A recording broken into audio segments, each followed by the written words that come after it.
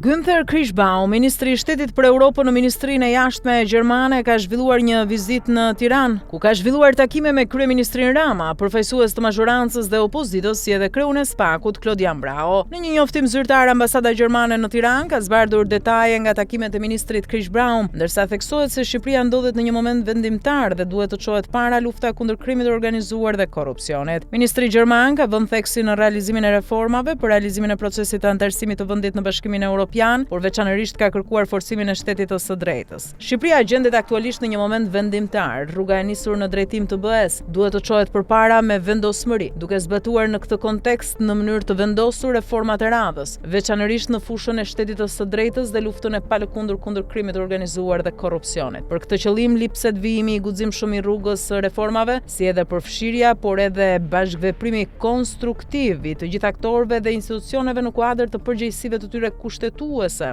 U shpreh Krichbaum në mesazhin e tij në përmbyllje të vizitës në Tiranë. Mesazhet e tij, që janë sinjalet zyrtare që vijnë nga Berlini për politikën në Shqipëri, vijnë në një kohë kur hera herës ndaj SPAK-ut aplikohen sulme e presione, por ka edhe një paralajmërim për ndërhyrje përmes ligjesh që mund ta zgjesojnë prokurorinë speciale ose minimizojnë rolin e saj. Krichbaum është një njohës mjaft i mirë i zhvillimeve politike në Shqipëri dhe hera herës ka shprehur qëndrimet në emër të SDU-s ndaj këtyre zhvillimeve. Ai ka mbështetur SPAK-un gjatë periudhës kur kjo strukturë sulmoi ashpër nga politika, sikundër ka mbajtur një qëndrim kritik ndaj Sali Berishës në kohën e përplasjeve të tij me Lulzim Bashën për logon dhe vulën e Partisë Demokratike.